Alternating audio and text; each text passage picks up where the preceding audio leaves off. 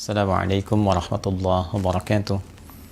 Alhamdulillah wassalatu wassalamu ala Rasulillah nabiyyina wa sayyidina Muhammad ibn Abdullah wa ala alihi wa sahbihi ajma'in wa man walah wa ba'd.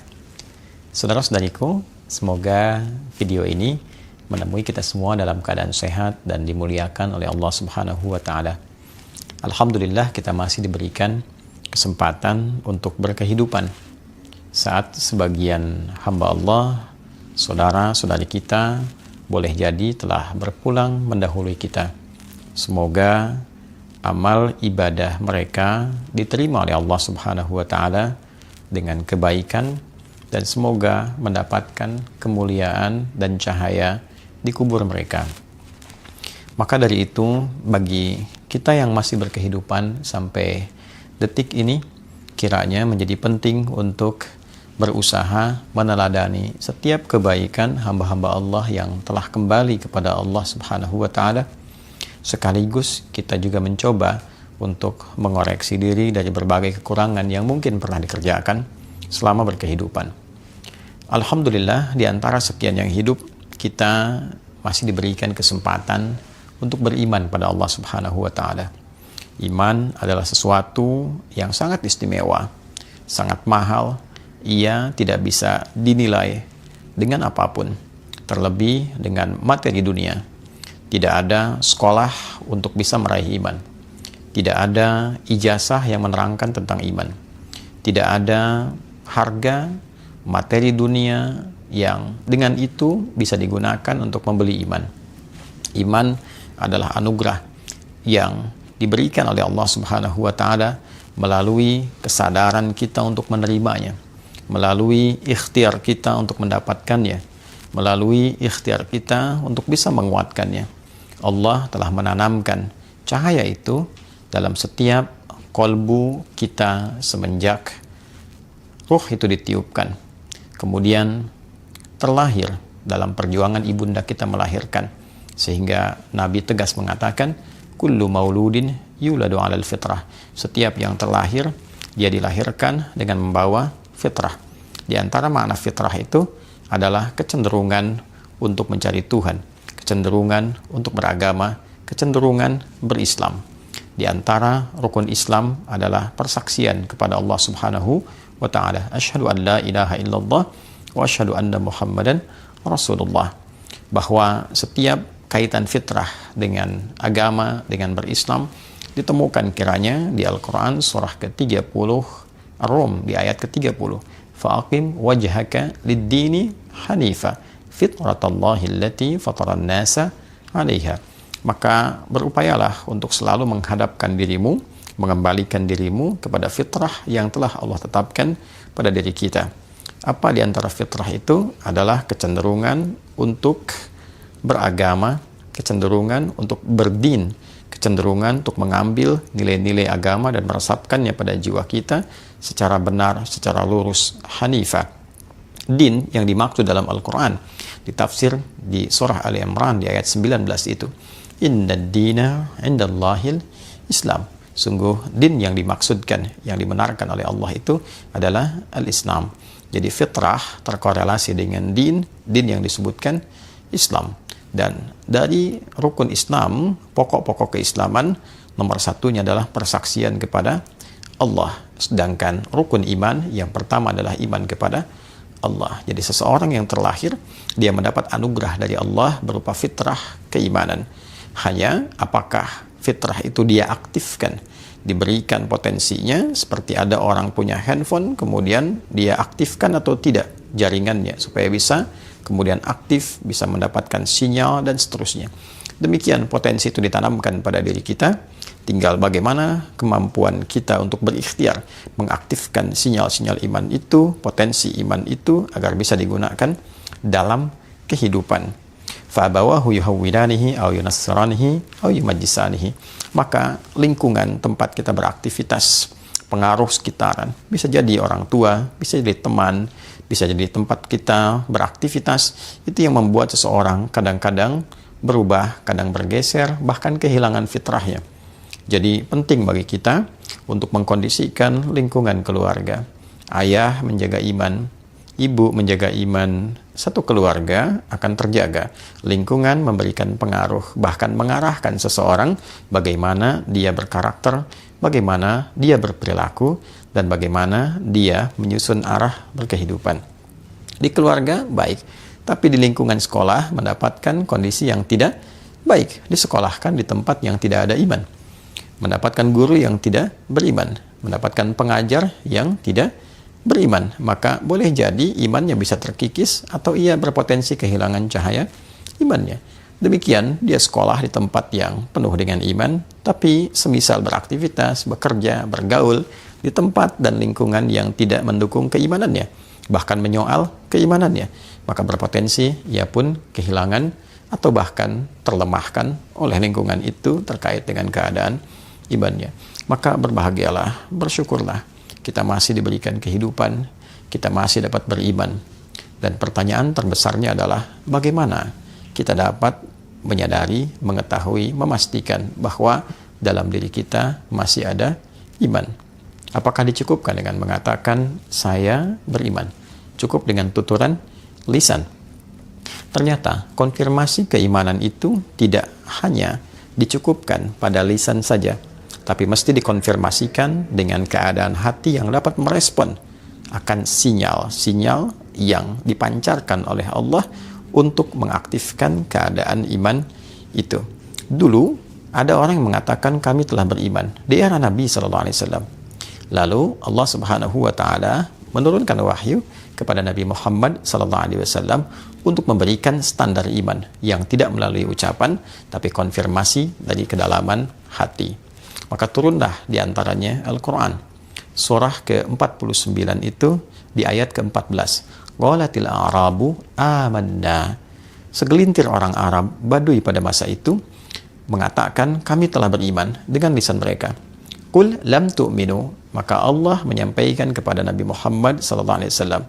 Muhammad sampaikan pada mereka, lam tu'minu. Kalian belum beriman yang sejati, belum benar. Jadi iman tidak cukup dikatakan dengan lisan. Boleh jadi sebagian orang akan berkata, saya juga beriman. Boleh jadi ada orang yang memang membutuhkan kalimat iman itu untuk kebutuhan duniawi. Sehingga dengan lisannya, dia bisa berkamuflase mengatakan, saya pun beriman. Saya juga muslim. Maka Allah membuat standar. Qul lam tu'minu. Katakan Muhammad SAW, kalian belum beriman yang sejati. Walakin, qulu aslamna. Walamma yadkhulil imanu fi qulubikum. Tapi cukup katakan, saya baru mendeklarasikan sebagai muslim. Saya pun Islam. Tapi untuk memastikan keislaman Anda benar itu, cek dalam qalbumu.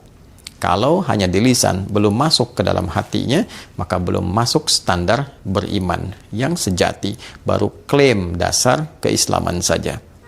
Bagaimana mengkonfirmasi bahwa iman itu sudah masuk ke dalam hati?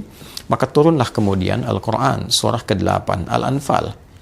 Bila kita lihat dan kita temukan, Allah Subhanahu wa Ta'ala di pembuka ayat ini, ketika memasuki ayat yang kedua, membuat sebuah standar dengan menggunakan huruf pembatas, namanya adatul hasri.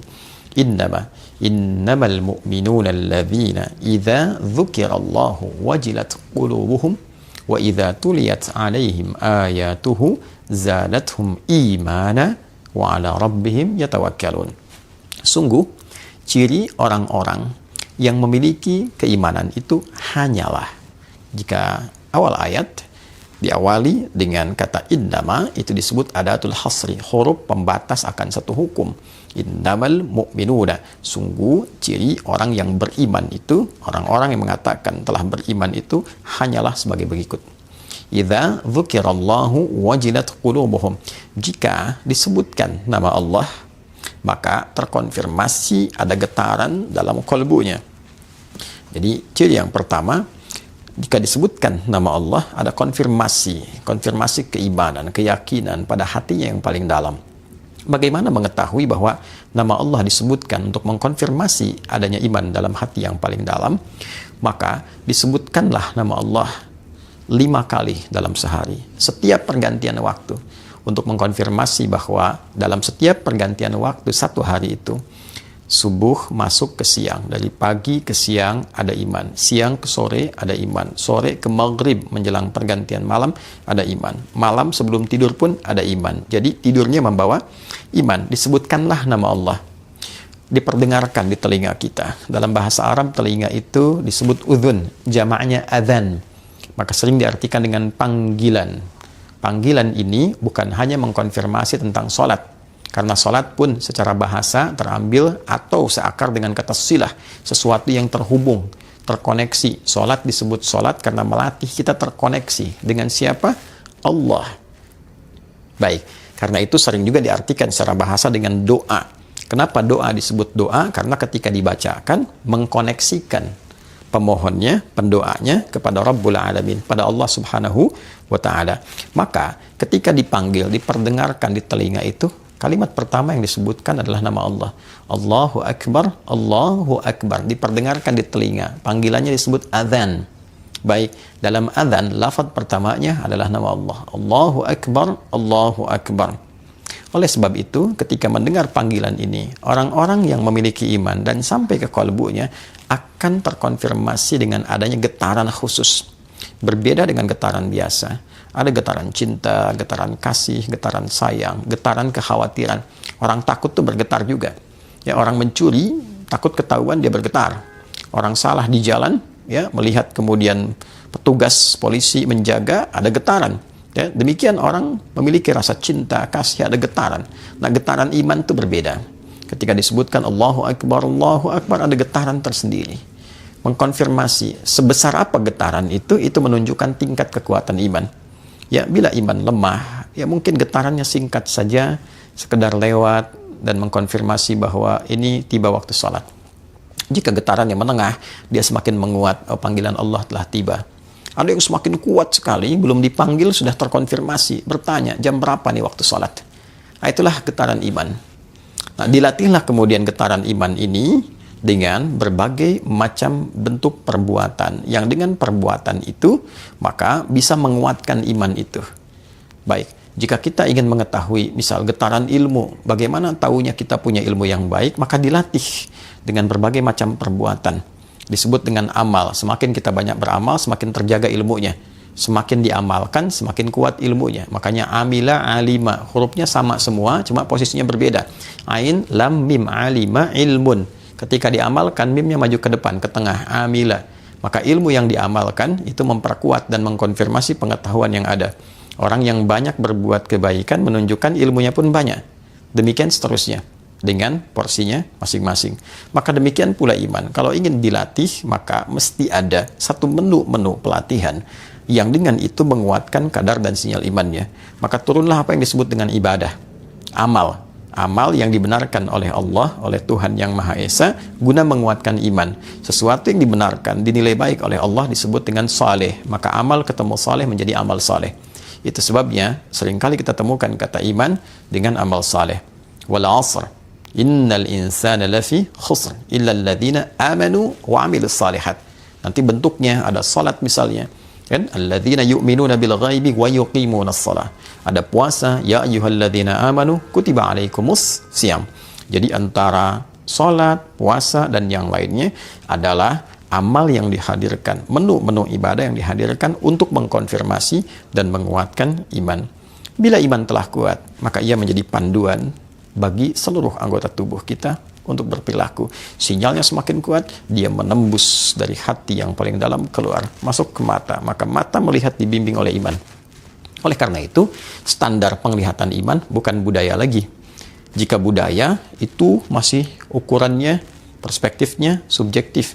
Menurut A baik, menurut B belum tentu baik. Di tempat ini budayanya seperti ini, tempat lain berbeda. Di Indonesia saja, Jawa misalnya, dengan Sumatera, ya, dengan Kalimantan sampai ke Papua, mungkin punya pakaian yang berbeda-beda. Di tempat budayanya dianggap baik, di Papua dianggap baik, di Jawa belum tentu. Di Jawa dianggap baik, di Sumatera belum tentu. Bisa jadi berbeda-beda. Pun demikian ketika dibawa keluar, di timur dengan barat bisa berbeda. Orang barat berpakaian, bagi mereka budayanya seperti itu. Ketika dia datang ke timur, bagi orang timur itu aneh. Nah, standar iman, dia pun punya standar. Maka belum tentu yang dinilai oleh budaya itu baik, menurut imannya belum tentu baik. Ada standar spiritual, ada standar yang terkoneksi dengan nilai-nilai ketuhanan di dalamnya. Ya, menurut imannya kurang baik dipalingkan sebagai dasar penghormatan kepada orangnya. Bukan untuk mengecilkan nilainya, tapi untuk menghormati pemilik objek itu, maka iman mengatakan, palingkan pandanganmu, karena dengan itu diarahkan kepada objek dimaksud, maka imanmu akan menjadi persoalan.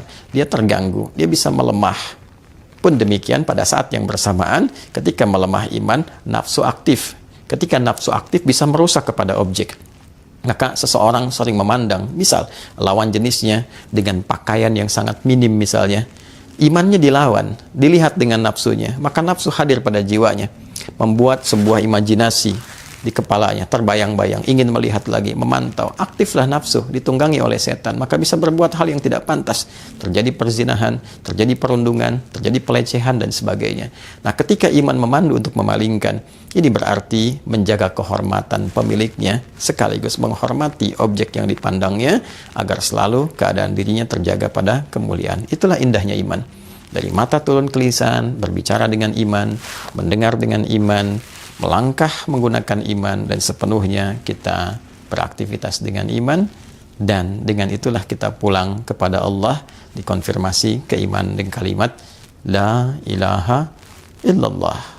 Rukun Islam yang pertama, konfirmasi iman kepada Allah sebagai iman yang pertama, dan seperti dibuka dengan iman, ditutup dengan iman, kembali kepada Allah dengan iman, diberikan surga pun dengan iman. Wa basyiril ladzina amanu iman wa amilus salihati amal saleh anna lahum jannatin tajri min tahtihal anhar. Dengan iman dan amal saleh itulah bekal utama agar kita dapat meraih surga yang kita dambakan dengan segala keindahan yang terdapat di dalamnya.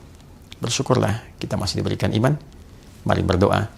Yang belum beriman, semoga Allah berikan hidayah keimanan pada dirinya. Semoga menjadi saudara-saudari kita dalam kebaikan, dan semoga hidup kita lebih baik dan wafat dalam keadaan husnul khatimah. Adi Hidayat, mohon maaf. Assalamualaikum warahmatullahi wabarakatuh.